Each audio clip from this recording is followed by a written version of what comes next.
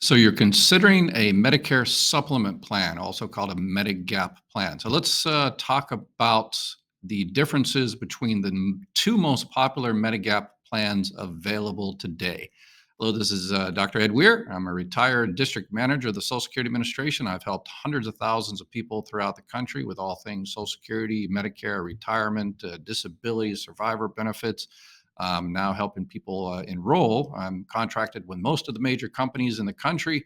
I can help you find the best Medicare supplement plan, the best Medicare Advantage plan, the prescription drug plan, and also the added benefit of once you're a client of ours, then if you ever have problems with Social Security, give me a call. Your friends, family want to file for early retirement or disability or have an issue with Medicaid. I work for the state of welfare.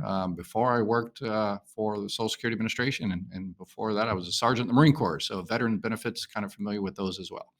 All right, so let's go through the differences between the Medigap plans, and we're going to focus on Plan G and Plan N, and I want to make sure we're in the official details of this. A lot of information out on the internet and on YouTube that particularly with Social Security. Yeah, people go to a 2-day seminar and now they're experts in Social Security. Please be careful of those YouTube channels. But I'm going directly here to the Medicare.gov website, and let's go through the website together. Okay, so this is the official Medicare.gov website. And so let's go through this thing together and compare Medigap plan benefits. All right, as I mentioned, Plan G and Plan N are the ones probably 95+% of people signing up today sign up for one of those. Plan F used to be the most popular one, but the government kind of shut that one down because it covered essentially, as you can see, it covered everything. So the check mark there, it covered pretty much everything, even some foreign travel that original Medicare doesn't really cover. So you've got check marks on all of them, and the government said, well, people need to have a little bit of skin in the game. So the insurance companies came back and said, well, what about if they pay the deductible of, this year for 2023, that's $226. And I guess that was okay with the government. But if, as it shows right here, Plan F aren't available if you turn 65 on or after 2020. Insurance is a pooled risk. Even Social Security is insurance. So that's a pooled risk as well, I guess. But it's a pooled risk in that the more people you have in the pool and the more healthy people you have in the pool, it's cheaper for everybody. So right now, Plan F, because new people are not getting in there, you've got a lot of elderly people, and once you get old, then invariably people get sicker. So Plan F has fewer and fewer people that are sicker and sicker. So the premium are just going up and up and up. And I've talked to people every day, they're paying, $300, $400, $500 for Plan F. So even if you would qualify for it, then I still wouldn't recommend it. I would recommend Plan G or Plan N. Okay, so let's go through both of them. So Part A coinsurance, again, that which is $1,600, and that can be paid several times a year. Both of those, Plan G and Plan N, cover those. Part B coinsurance and copayments. Plan G covers Part B coinsurance. Plan N covers that coinsurance at 80%, or excuse me, the 20%. Medicare pays 80%, and a Medigap plan would pay the other 20%. But there are, for Plan N, that's one of the differences, is that you might have some co-payments. If you go to your doctor, you could pay up to $20. If you go to the emergency room, you could pay up to $50. But it's like, I should just go ahead and get Plan G. Well, Plan G is more because Plan G, I don't want to get too much into how the sausage is made, But Plan G is the new guaranteed issue, which replaced Plan F. So it's easier to get into Plan G, um, and a little bit more difficult to get into Plan N. So um, Plan N is a little bit more selective, the carriers that do Plan N. So there's a lot of people joining in Plan N, and those are healthy people. So those rates are cheaper. So if you're saving yourself 20, 30, 40, 50 bucks a month to get a Plan N, and in the future, it looks like Plan N will not have price increases as much as Plan G, then if you go to the doctor, once every 6 months, and that costs you, 20, $40 a year, then but you're saving $40 a month, then you can do the math. But again, if you go to the doctor a lot, then probably Plan G might be the best option because again, you're going to the doctor a lot. Blood, same. Part A hospice, the same. Skilled nursing facility, the same between G and N. Again, the Part A deductible, Part B deductible is one of the other differences. And the Part B deductible is $226 for 2023. So that's only one time a year. So Plan G and Plan N both do not cover that $226 deductible. Okay. Plan F did. So $226 one time a year. Excess charges. Plan N does not cover excess charges. So those are the two big data points you need to consider in deciding whether you want to go with a Plan G or a Plan N. Do you want to pay the extra co-payments of, again, $20 or $50 for emergency room and excess charges? Excess charges, most doctors in the country accept Medicare. So they accept assignment, as they call it.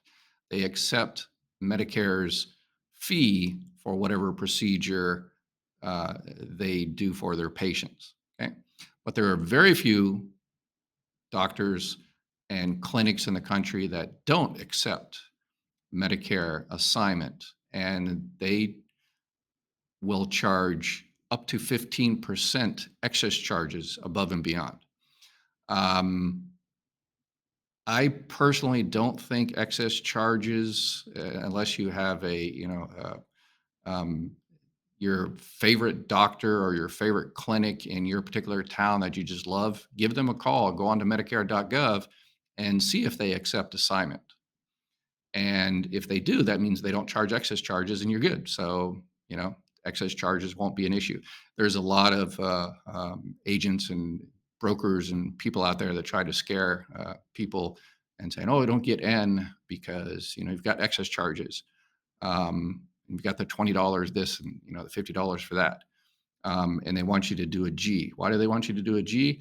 Because insurance agents make money from the insurance companies based on, I'm exposing how the sausage is made here a little bit, but they make money based on the premium, and the Part G premium is higher. So the insurance agent, including ourselves, will make a little bit more money, not as much as a Medicare Advantage plan. That's why Medicare Advantage plans, everybody always wants to sell Medicare Advantage plans because they make a lot more money selling Medicare Advantage plans. Out of those three, you make the most, the insurance agents make the most out of enrolling people in Medicare Advantage plan, and then then Medigap Plan G, and then the final is Medigap Plan N. So that's out of those three, that's how essentially that works. For our purposes, we want to do what's best for our clients and best for people that put their trust in us. So we kind of, we recommend Plan N. Sure, we'll make less money, but you'll be happy, and that's a beautiful thing. And then Plan G, and then a Medicare Advantage. It really depends on your particular situation and your particular budget. There is no one plan that fits all. It depends on your particular situation, and the important thing is to do your research or ask someone like us to help you, and we can help you navigate the entire system. And again, it's free.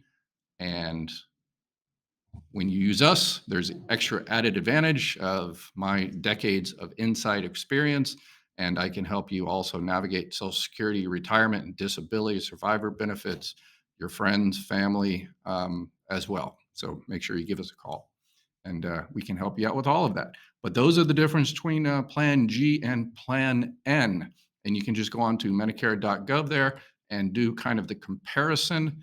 Plan G, average throughout the country, we're looking at about $125 or so a month. Plan N, probably about $20 less than that. With whichever one you get in terms of Medigap, you also need to add on a Part D plan, a prescription drug plan. And those, depending on how many prescriptions you take, can be, $10, $20, $30, or $40 or so. And the Medigap plans doesn't come with, dental or hearing or vision or anything like that. So need to address that if that's an issue. But people like the Medicare supplement plans because there's a lot more freedom. There is no network. You can go to anywhere you want. Insurance companies don't have the say if it's covered by Medicare. And, if you buy Medigap Plan N or Plan G from, Acme Medigap Company, you don't have to deal with them at all, essentially. You go to the doctor submits it to Medicare, and the Medicare tells Acme Medigap Company, okay, we paid our 80%, you pay the other 20. That's it, done. You don't even really have to deal with it. So you just ask your doctor, do you take Medicare? And is what you're going to do to me covered by Medicare? And that's it. You don't have to worry about some, pre-authorization or referral or anything like that. You just go and get your stuff done. And that's why a lot of people like the Medicare supplement plans. There's so much freedom. But again, freedom comes with a cost. So, all right.